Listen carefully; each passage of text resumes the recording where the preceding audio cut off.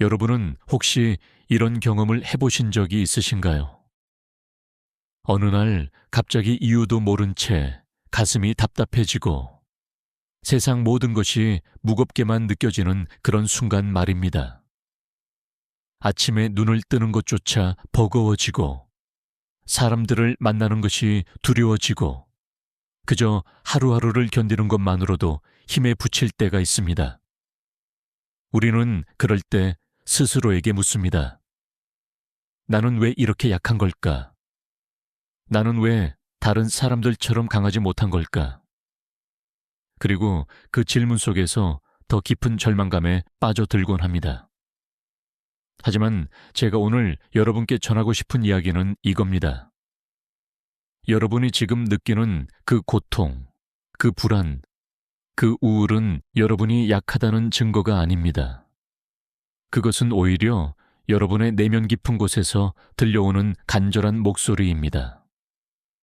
무언가가 잘못되었다는 신호가 아니라 무언가가 비로소 시작되려 한다는 신호일 수 있습니다. 칼 융이라는 위대한 심리학자는 이렇게 말했습니다. 우리가 가장 두려워하는 어둠 속에야말로 우리가 가장 필요로 하는 빛이 숨어 있다고 말입니다. 오늘 우리는 함께 그 어둠 속으로 들어가 보려 합니다. 두렵지만 꼭 필요한 여행입니다. 여러분의 고통이 실은 여러분을 파괴하려는 것이 아니라 여러분을 진정한 자신으로 인도하려는 안내자일 수 있다는 것을 함께 발견해 보려 합니다. 이 이야기가 끝날 때쯤이면 여러분은 여러분의 불안과 우울을 전혀 다른 눈으로 보게 될 것입니다. 우리는 살아가면서 수많은 가면을 쓰게 됩니다. 착한 아들, 착한 딸, 좋은 부모, 성실한 직장인, 또 배려심 깊은 친구. 이 모든 역할들은 물론 중요합니다. 하지만 그 가면들을 쓰는 동안 우리는 조금씩 우리 자신의 어떤 부분들을 숨기게 됩니다. 화를 내고 싶지만 참아야 하고, 슬프지만 웃어야 하고, 피곤하지만 강한 척해야 합니다. 특히 우리 한국 사회에서는 이런 억압이 더 강하게 작용합니다. 어릴 때부터 우리는 참는 것이 미덕이라고, 감정을 드러내는 것은 약하다는 것이라고 배워왔습니다. 칼 융은 이렇게 우리가 숨기고 억압한 모든 것들을 그림자라고 불렀습니다. 그림자는 우리가 부정하고 싶은 자신의 모습들입니다. 이기적인 욕망, 분노, 질투, 두려움, 나약함. 우리는 이런 것들이 우리 안에 있다는 것을 인정하고 싶지 않습니다. 그래서 우리는 그것들을 의식 밖으로 밀어냅니다. 무의식의 지하실에 가두어 버립니다. 그리고 그것들이 없는 척, 우리가 완벽한 사람인 척 살아갑니다. 하지만 여기서 중요한 진실이 있습니다. 그림자는 우리가 외면한다고 해서 사라지지 않습니다. 오히려 더 강해집니다. 마치 어두운 방 안에 갇혀있는 아이처럼 그림자는 주목받기를 원합니다. 인정받기를 원합니다. 그리고 우리가 계속 무시하면 그림자는 다른 방식으로 자신의 존재를 알립니다. 바로 불안과 우울이라는 형태로 말입니다. 생각해 보세요. 여러분이 느끼는 막연한 불안감, 그것은 어디서 오는 걸까요? 때로는 아무 이유 없이 가슴이 두근거리고 무언가 나쁜 일이 일어날 것 같은 느낌이 듭니다. 밤에 잠을 이루지 못하고 온갖 걱정들이 머릿속을 맴돕니다. 우리는 이것을 비정상이라고 생각합니다. 치료해야 할 증상이라고 생각합니다. 하지만 윤근 다르게 봤습니다. 그는 불안을 우리 내면의 그림자가 보내는 경보 신호로 이해했습니다. 우리가 억압하고 있는 무언가가 너무 커져서 이제는 더 이상 무시할 수 없다고 외치는 소리입니다. 우울은 어떨까요? 우울은 더 깊은 곳에서 옵니다. 불안이 표면의 파도라면 우울은 심해 깊은 흐름입니다. 우울할 때 우리는 에너지가 고갈됩니다. 아무것도 하고 싶지 않습니다. 삶의 의미를 찾을 수 없습니다. 융은 이것을 정신의 죽음이라고 표현했습니다. 하지만 그는 여기에 덧붙였습니다. 모든 죽음은 재탄생의 전조라고 말입니다. 우울은 우리의 낡은 자아가 무너지고 있다는 신호입니다. 우리가 그동안 유지해온 거짓된 자아, 사회가 요구하는 가면, 그것이 더 이상 작동하지 않는다는 것을 알려주는 신호입니다. 한국의 많은 분들이 이런 경험을 하십니다. 평생을 가족을 위해 희생하며 살아온 어머니가 어느 날 갑자기 심한 우울감에 빠집니다. 아이들이 다 자라고 독립한 후 자신이 누구인지 모르겠다고 말합니다. 회사에서 성공적인 커리어를 쌓아온 아버지가 은퇴 후 삶의 의미를 잃어버립니다. 이것은 약함이 아닙니다. 이것은 오히려 진정한 자아가 깨어나려는 몸부림입니다. 그동안 억눌러 왔던 진짜 자신이 이제 표현되기를 원하는 것입니다. 윤기 말하는 개성화 과정이란 바로 이것입니다. 우리가 진정한 자기 자신이 되어가는 여정입니다. 이 과정은 편안하지 않습니다. 오히려 고통스럽습니다. 왜냐하면 우리는 우리가 그동안 부정해온 모든 것들과 마주해야 하기 때문입니다. 우리의 그림자와 대면해야 하기 때문입니다. 하지만 이것이야말로 진정한 치유로 가는 유일한 길입니다. 여기서 우리는 중요한 질문을 해야 합니다. 그렇다면 우리는 어떻게 우리의 그림자와 마주해야 할까요? 어떻게 우리의 불안과 우울을 적이 아닌 안내자로 받아들일 수 있을까요? 첫 번째 단계는 인정하는 것입니다. 우리는 완벽하지 않다는 것을 인정해야 합니다. 우리 안에 어둠이 있다는 것을 인정해야 합니다. 이것이 가장 어렵습니다. 우리는 평생을 좋은 사람이 되려고 노력해 왔습니다. 나쁜 감정을 느끼는 것조차 죄책감을 느낍니다. 하지만 융은 말합니다. 빛이 강할수록 그림자도 짙어진다고. 우리가 완전히 선한 사람이 되려고 노력할수록 우리의 그림자는 더 어두워집니다. 진정한 전체성은 빛과 어둠을 모두 포함하는 것입니다. 한국 사회에서 이것은 특히 어렵습니다. 우리는 체면을 중시하는 문화에서 자랐습니다. 남들에게 약한 모습을 보이는 것을 부끄러워합니다. 하지만 바로 그 부끄러움이 우리의 상처를 더 깊게 만듭니다. 우리가 우리의 약함을 숨기려 할수록 그것은 우리 안에서 독처럼 퍼져나갑니다. 진정한 용기는 강한 척하는 것이 아니라 우리의 연약함을 인정하는 것입니다. 두 번째 단계는 경청하는 것입니다. 우리의 불안과 우울이 무엇을 말하려고 하는지 귀 기울여야 합니다. 이것은 마치 낯선 언어를 배우는 것과 같습니다. 우리의 증상들은 상징적인 언어로 말합니다. 예를 들어, 만성적인 불안은 어쩌면 우리가 진정으로 원하는 삶을 살고 있지 않다는 신호일 수 있습니다. 우리가 타인의 기대에 부응하느라 우리 자신의 욕구를 무시하고 있다는 경고일 수 있습니다. 우울은 더 깊은 메시지를 전합니다. 우울은 우리에게 멈추라고 말합니다. 그동안의 삶의 방식을 재고하라고 말합니다. 융은 우울을 내면으로의 후퇴라고 보았습니다. 외부 세계에서 의미를 찾지 못할 때 우리의 정신은 자동으로 내면으로 향합니다. 이것은 실패가 아니라 오히려 더 깊은 진실을 찾기 위한 필요한 과정입니다. 제가 만난 한 분은 이런 이야기를 들려주셨습니다. 그분은 평생을 성공을 위해 달려왔습니다. 좋은 대학, 좋은 직장, 좋은 배우자, 모든 것을 이루었습니다. 하지만 40대 중반에 심한 우울증에 빠졌습니다. 처음에는 이것을 실패라고 생각했습니다. 모든 것을 가졌는데 왜 행복하지 않은지 이해할 수 없었습니다. 하지만 시간이 지나고 그분은 깨달았습니다. 그 우울은 사실 자신이 진정으로 원하는 것이 무엇인지 묻는 질문이었다는 것을요. 그분은 성공을 위해 자신의 예술적 재능을 포기했습니다. 안정을 위해 자신의 열정을 묻어버렸습니다. 우울은 그 묻어버린 부분이 다시 살아나고 싶어 한다는 신호였습니다. 세 번째 단계는 대화하는 것입니다. 우리의 그림자와 대화를 시작해야 합니다.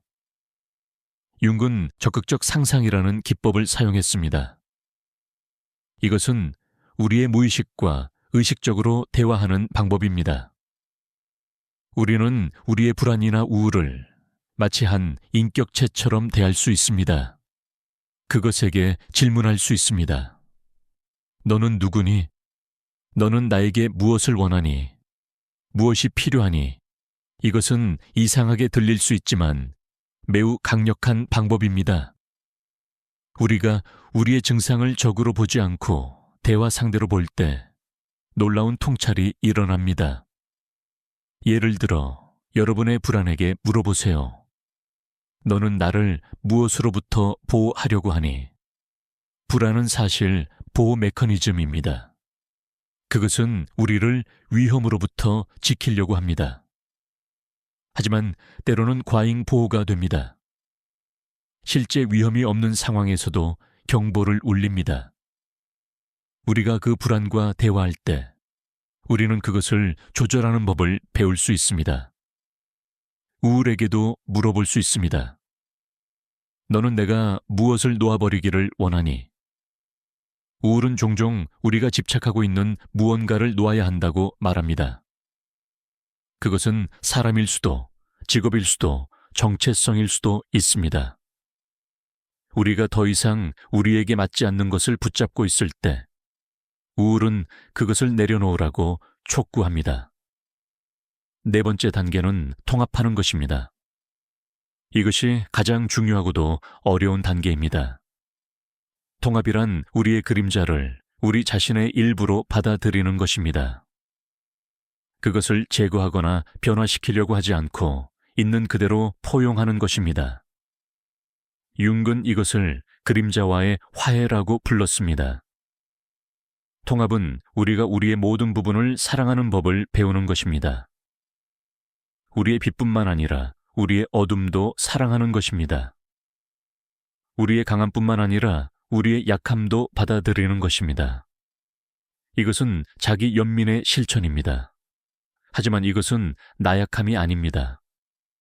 오히려 이것은 가장 큰 강함입니다. 왜냐하면 우리가 우리 자신을 완전히 받아들일 때 우리는 비로소 진정한 변화를 경험할 수 있기 때문입니다.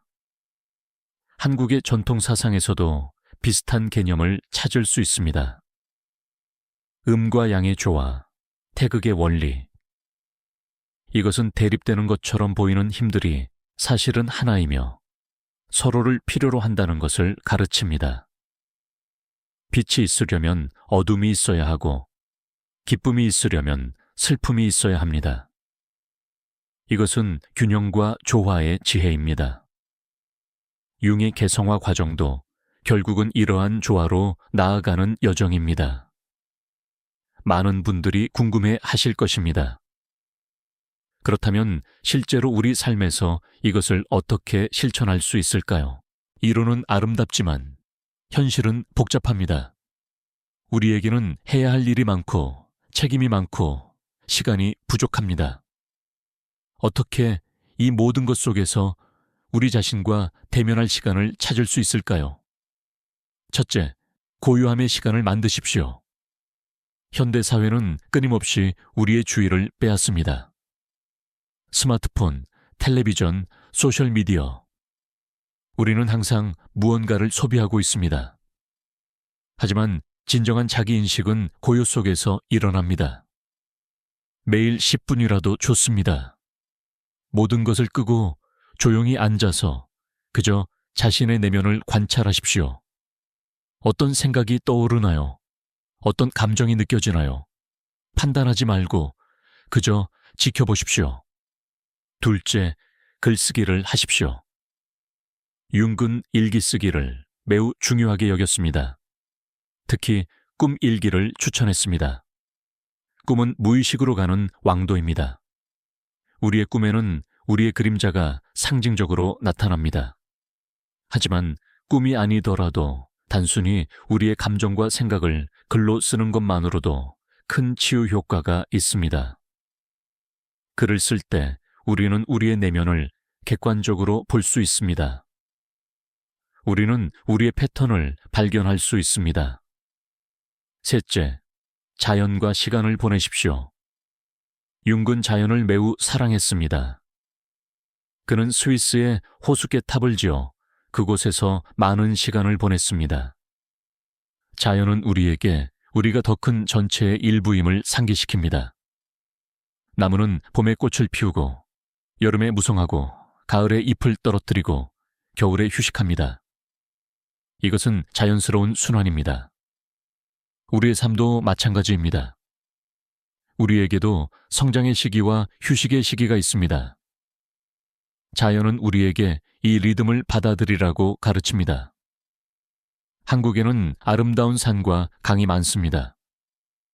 주말에 시간을 내어 산을 오르거나 강가를 걷는 것만으로도 우리는 많은 치유를 경험할 수 있습니다. 자연 속에서 우리는 우리의 문제가 그렇게 크지 않다는 것을 깨닫습니다. 우리는 더 큰 우주의 작은 일부이며 그 우주의 지혜가 우리를 통해 흐르고 있습니다. 넷째, 창조적인 표현을 하십시오. 융근 예술을 정신치유의 강력한 도구로 보았습니다. 그림을 그리고 음악을 만들고 춤을 추고 시를 쓰십시오. 이것은 전문가 수준일 필요가 없습니다. 중요한 것은 표현 그 자체입니다. 우리가 창조할 때 우리의 무의식은 형태를 얻습니다. 말로 표현할 수 없는 것들이 색깔과 선으로, 소리와 움직임으로 나타납니다.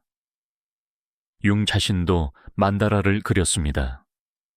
그는 이 과정이 자신의 내면을 통합하는 데 큰 도움이 되었다고 말했습니다.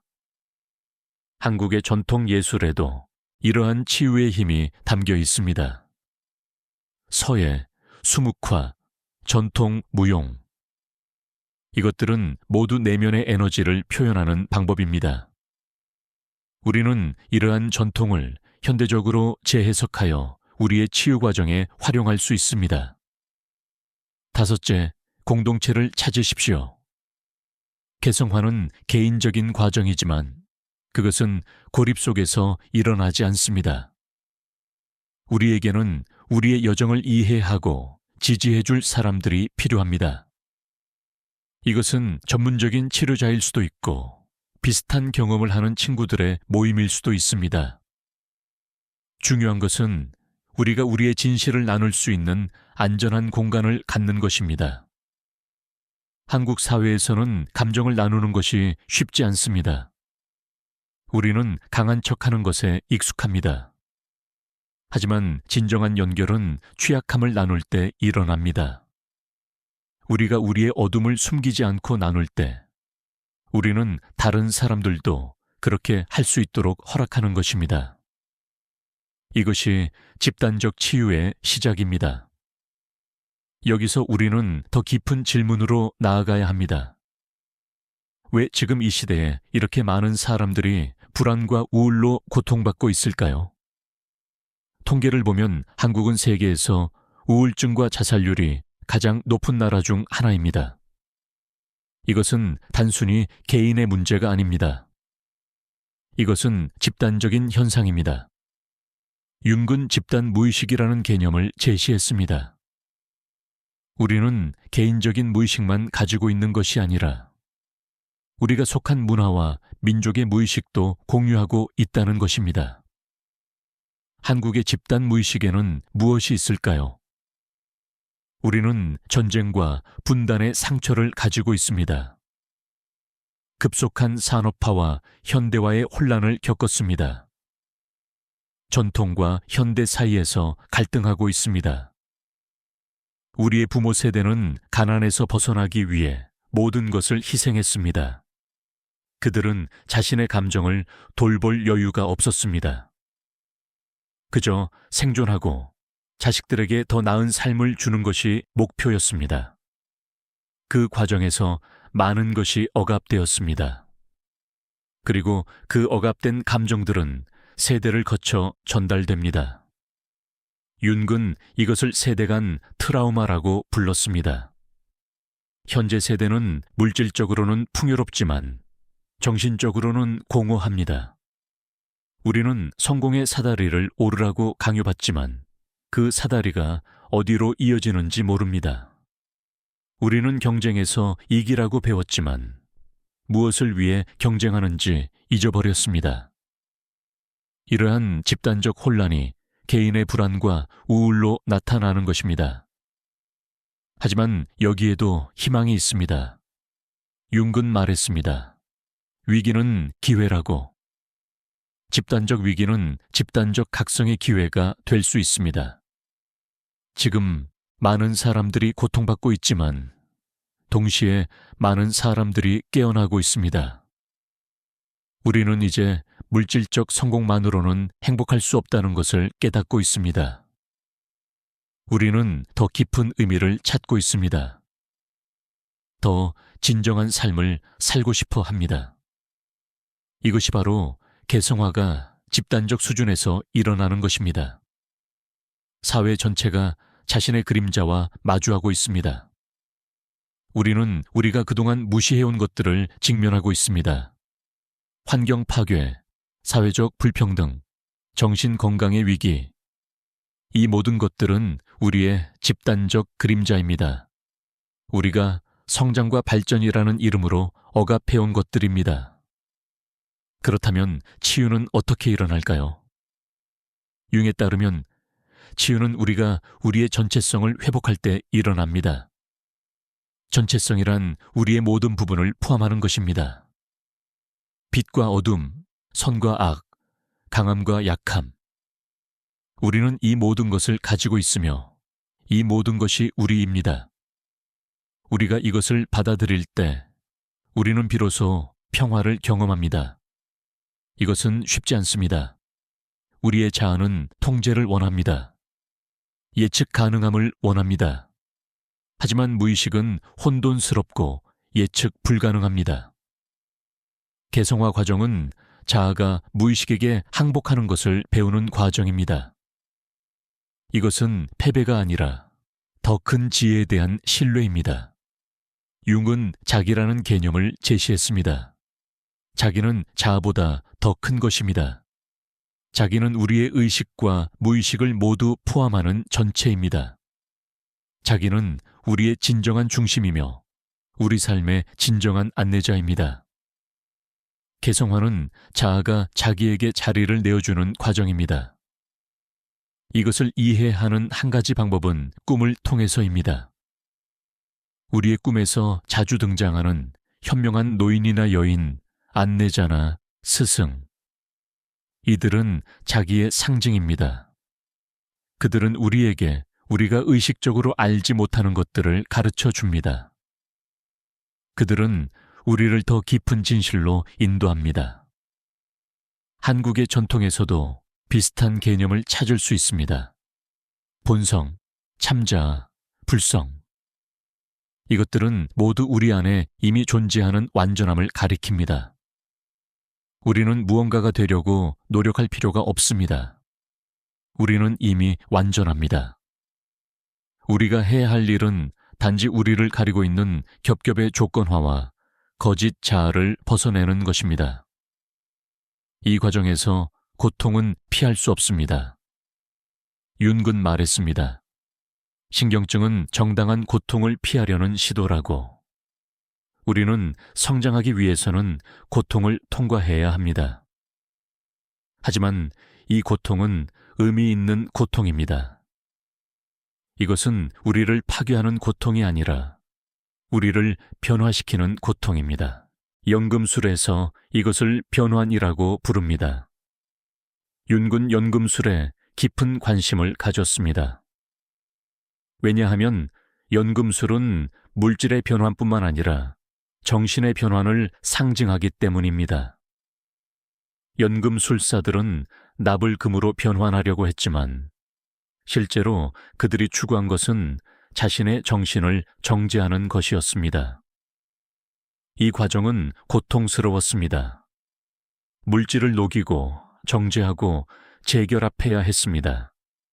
우리의 개성화 과정도 마찬가지입니다. 우리는 우리의 낡은 자아를 녹여야 합니다. 우리의 거짓된 정체성을 분해해야 합니다. 그리고 그 조각들로부터 새로운 전체를 만들어내야 합니다. 이 과정에서 우리는 우울과 불안을 경험합니다. 하지만 이것은 변환이 일어나고 있다는 신호입니다. 우리는 무너지고 있는 것이 아니라 재구성되고 있는 것입니다. 많은 영적 전통에서도 이러한 죽음과 재탄생의 과정을 말합니다. 기독교에서는 부활 전에 십자가가 있습니다. 불교에서는 깨달음 전에 고행이 있습니다. 한국의 무속신앙에서는 무당이 되기 위해 신병을 앓아야 합니다. 이 모든 것들은 같은 과정을 다른 언어로 표현한 것입니다. 진정한 자아로 태어나기 위해서는 거짓 자아가 죽어야 한다는 것입니다. 그렇다면 우리는 어떻게 이 과정을 견딜 수 있을까요? 어떻게 이 어둠의 밤을 통과할 수 있을까요? 융은 여러 가지를 제안했습니다. 첫째는 의미를 찾는 것입니다. 우리의 고통이 의미 있다는 것을 이해할 때 우리는 그것을 견딜 수 있습니다. 빅터 프랭클은 강제 수용소에서도 살아남은 사람들은 삶의 의미를 가진 사람들이었다고 말했습니다. 우리의 불안과 우울에 의미를 부여할 때 그것은 더 이상 우리를 압도하지 않습니다. 둘째는 상징을 활용하는 것입니다. 융은 상징의 힘을 믿었습니다. 상징은 의식과 무의식을 연결하는 다리입니다. 우리는 우리의 경험을 상징적으로 이해할 수 있습니다. 예를 들어 우울을 긴 겨울로 볼 수 있습니다. 겨울은 춥고 어둡지만 그것은 봄을 위해 필요한 시기입니다. 땅은 겨울 동안 휴식하고 새로운 생명을 준비합니다. 우리의 우울도 마찬가지입니다. 그것은 우리가 새로운 자아로 태어나기 위해 필요한 잠복기입니다. 셋째는 인내입니다. 개성화는 하루아침에 일어나지 않습니다. 이것은 평생의 과정입니다. 융 자신도 말했습니다. 개성화는 완성되는 것이 아니라 계속되는 과정이라고. 우리는 완벽해지려고 노력할 필요가 없습니다. 우리는 그저 조금씩 더 우리 자신이 되어가면 됩니다. 매일 조금씩 우리는 우리의 그림자를 통합하고 우리의 전체성에 가까워집니다. 한국에는 좋은 속담이 있습니다. 천리길도 한 걸음부터. 이것은 개성화 과정에도 적용됩니다. 우리는 한 번에 모든 것을 바꿀 수 없습니다. 하지만 우리는 매일 작은 선택을 할 수 있습니다. 오늘 나는 내 감정을 인정할 것인가? 아니면 억압할 것인가? 오늘 나는 내 진실을 말할 것인가? 아니면 침묵할 것인가? 이러한 작은 선택들이 모여서 큰 변화를 만듭니다. 넷째는 자비입니다. 특히 자기 자비입니다. 우리는 우리 자신에게 너무 가혹합니다. 우리는 완벽하기를 기대하고 실패할 때 자신을 비난합니다. 하지만 융은 말합니다. 우리의 결점이야말로 우리가 신성에 도달하는 통로라고. 우리의 상처가 우리를 완전하게 만듭니다. 일본에는 킨치기라는 예술이 있습니다. 깨진 도자기를 금으로 이어붙이는 것입니다. 깨진 부분이 오히려 그릇을 더 아름답게 만듭니다. 우리의 삶도 그렇습니다. 우리의 상처와 실패가 우리를 더 깊고 아름답게 만듭니다. 자기 자비를 실천하는 한 가지 방법은 자신에게 말하는 방식을 바꾸는 것입니다. 우리는 보통 자신에게 매우 가혹하게 말합니다. 너는 왜 이렇게 약해? 너는 왜 이것도 못해? 하지만 우리가 사랑하는 사람에게는 그렇게 말하지 않습니다. 우리는 그들에게 따뜻하고 격려하는 말을 합니다. 우리도 우리 자신에게 그런 말을 해야 합니다. 괜찮아. 지금은 힘들지만 이것도 지나갈 거야. 너는 충분히 잘하고 있어. 다섯째는 초월입니다. 융은 초월 기능이라는 개념을 제시했습니다. 이것은 대립되는 것들을 통합하는 정신의 능력입니다. 우리가 양극단 사이에서 갈등할 때 초월 기능은 제3의 길을 만들어냅니다. 이것은 타협이 아닙니다. 이것은 더 높은 차원의 통합입니다. 예를 들어 우리가 자유와 책임 사이에서 갈등한다고 합시다. 자유를 선택하면 책임을 포기해야 하고 책임을 선택하면 자유를 포기해야 할 것 같습니다. 하지만 초월 기능은 우리에게 보여줍니다. 진정한 자유는 책임 있는 선택을 통해서만 가능하다는 것을요. 이렇게 대립되는 것들이 실제로는 서로를 필요로 한다는 것을 깨달을 때 우리는 새로운 차원의 이해에 도달합니다. 이 모든 것을 종합하면 우리는 불안과 우울에 대한 전혀 새로운 관점을 갖게 됩니다. 그것들은 우리의 적이 아닙니다. 그것들은 우리의 교사입니다. 그것들은 우리에게 우리가 길을 잃었다고 말합니다. 우리가 진정한 자아로부터 멀어졌다고 말합니다. 그리고 그것들은 우리를 집으로 인도하려고 합니다. 집이란 무엇일까요? 융에게 집은 자기입니다. 우리의 진정한 중심입니다. 우리가 태어날 때부터 가지고 있었지만 잊어버린 그곳입니다. 개성화는 집으로 돌아가는 여정입니다.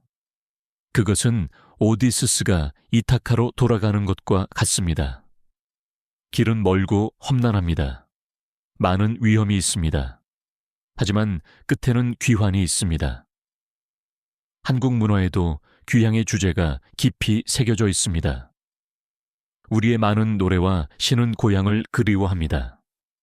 이것은 단순히 물리적 장소를 그리워하는 것이 아닙니다. 이것은 우리의 근원, 우리의 뿌리를 그리워하는 것입니다. 현대 사회에서 우리는 모두 어떤 의미에서 고향을 잃은 사람들입니다. 우리는 우리의 진정한 자아로부터 멀어졌습니다. 개성화는 그 고향으로 돌아가는 것입니다. 이제 우리는 마지막 질문에 도달합니다. 그렇다면 치유된 삶이란 어떤 것일까요? 개성화를 완성한 사람은 어떻게 살까요? 융에 따르면 그런 사람은 전체적입니다. 그들은 자신의 빛과 어둠을 모두 알고 받아들입니다. 그들은 더 이상 완벽한 척하지 않습니다. 그들은 자신의 한계를 인정하지만 동시에 자신의 무한한 가능성도 압니다. 치유된 사람은 진정성을 가지고 살아갑니다. 그들은 타인의 기대에 따라 살지 않습니다. 그들은 자신의 내면의 목소리를 따릅니다. 이것이 쉽다는 뜻은 아닙니다. 사회는 여전히 우리에게 순응하라고 압력을 가합니다. 하지만 개성화된 사람은 그 압력에 굴복하지 않습니다. 그들은 자신의 길을 갑니다. 치유된 사람은 또한 연결되어 있습니다. 이것은 모순처럼 들릴 수 있습니다. 개성화는 개인의 과정인데 어떻게 연결을 만들까요? 하지만 윤군 말합니다. 우리가 진정으로 우리 자신이 될 때 우리는 비로소 진정으로 다른 사람과 연결될 수 있다고. 왜냐하면 우리는 더 이상 가면을 쓰지 않기 때문입니다. 우리는 진정한 우리 자신으로 다른 사람을 만납니다. 이것이 진정한 친밀함입니다. 치유된 사람은 창조적입니다.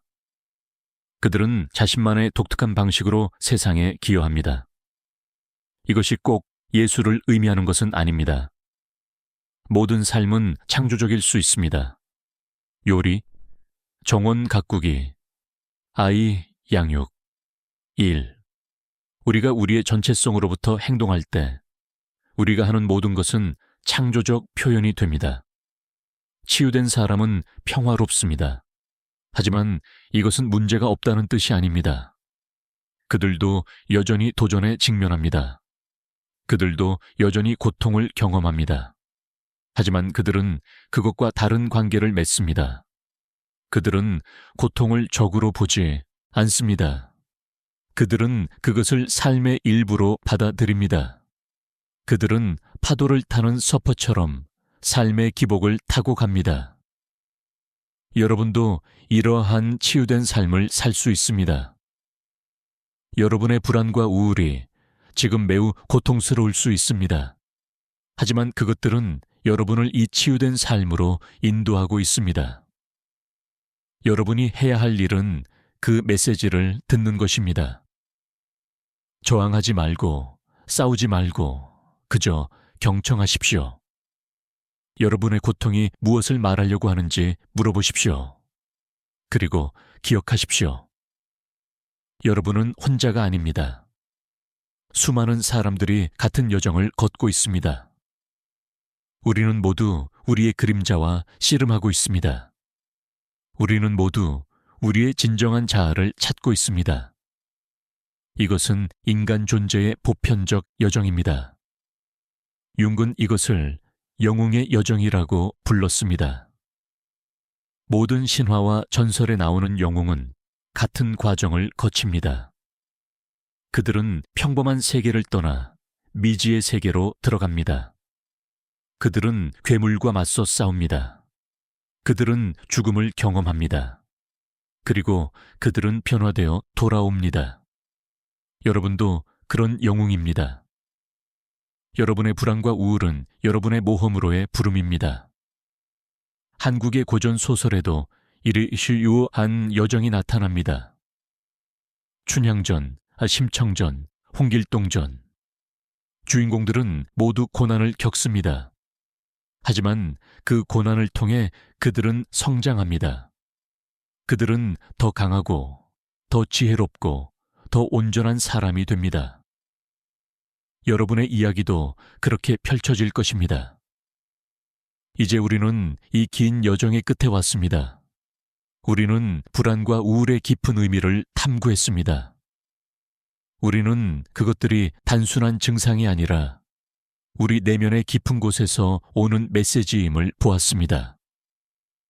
우리는 그림자의 개념을 이해했고 개성화의 과정을 배웠습니다. 우리는 실천적인 방법들을 살펴봤습니다.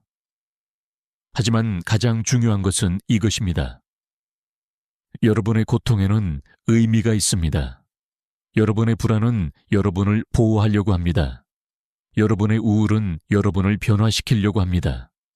여러분이 지금 느끼는 모든 것은 여러분이 더 진정한 자신이 되는 과정의 일부입니다. 이것을 신뢰하십시오. 이 과정을 신뢰하십시오. 때로는 어둠 속에서 길을 잃은 것처럼 느껴질 것입니다. 그럴 때 기억하십시오. 어둠이 가장 짙을 때가 새벽이 가장 가까울 때입니다. 여러분의 밤이 아무리 길어도 아침은 반드시 옵니다. 여러분의 겨울이 아무리 추워도 봄은 반드시 옵니다. 이것이 자연의 법칙이고 이것이 우리 삶의 법칙입니다. 여러분은 지금 변화하고 있습니다. 여러분은 지금 성장하고 있습니다. 여러분은 지금 치유되고 있습니다. 비록 그것이 고통스럽게 느껴질지라도 이것이 진실입니다. 애벌레가 나비가 되기 위해서는 고치 속에서 완전히 녹아야 합니다. 그 과정은 애벌레에게 죽음처럼 느껴질 것입니다. 하지만 그것은 죽음이 아닙니다. 그것은 변태입니다. 여러분도 지금 그런 변태를 겪고 있습니다. 그러니 여러분 자신에게 자비로우십시오. 여러분 자신을 사랑하십시오. 여러분의 모든 부분을, 빛과 어둠을, 강함과 약함을 사랑하십시오. 여러분은 완벽하지 않지만 바로 그렇기 때문에 아름답습니다. 여러분의 상처가 여러분을 인간답게 만듭니다. 여러분의 고통이 여러분을 깊게 만듭니다. 그리고 한 발 한 발 나아가십시오. 서두르지 마십시오. 이것은 경주가 아닙니다. 이것은 여정입니다. 그리고 여정 자체가 목적지입니다. 매일 조금씩 여러분은 더 여러분 자신이 돼갑니다. 매일 조금씩 여러분은 집으로 돌아갑니다. 매일 조금씩 여러분은 치유됩니다. 마지막으로 저는 여러분에게 이것을 말하고 싶습니다. 여러분은 혼자가 아닙니다. 비록 외로움을 느낄 때가 있을지라도 여러분은 결코 혼자가 아닙니다. 수많은 사람들이 같은 길을 걷고 있습니다. 우리는 모두 같은 하늘 아래 살고 있습니다. 우리는 모두 같은 땅을 밟고 있습니다. 우리는 모두 연결되어 있습니다. 여러분의 고통은 나의 고통이고 나의 치유는 여러분의 치유입니다. 우리가 함께 치유될 때 세상도 치유됩니다. 그러니 용기를 내십시오. 여러분의 불안과 우울을 적으로 보지 마십시오. 그것들을 안내자로 보십시오. 그것들이 여러분을 어디로 인도하는지 따라가 보십시오. 여러분은 놀라운 것을 발견하게 될 것입니다. 여러분은 여러분 자신을 발견하게 될 것입니다. 진정한 여러분, 온전한 여러분, 아름다운 여러분을 발견하게 될 것입니다. 이것이 제가 오늘 여러분과 나누고 싶었던 이야기입니다. 이것이 칼 융이 우리에게 남긴 지혜입니다. 우리의 어둠 속에 빛이 있다는 것, 우리의 상처 속에 치유가 있다는 것, 우리의 고통 속에 의미가 있다는 것, 이 진실을 기억하십시오. 그리고 여러분의 여정을 계속 걸어가십시오. 여러분은 올바른 길을 가고 있습니다. 여러분은 집으로 가고 있습니다. 그리고 그 집은 바로 여러분 자신의 마음속에 있습니다. 그것은 언제나 그곳에 있었고 여러분이 돌아오기를 기다리고 있습니다.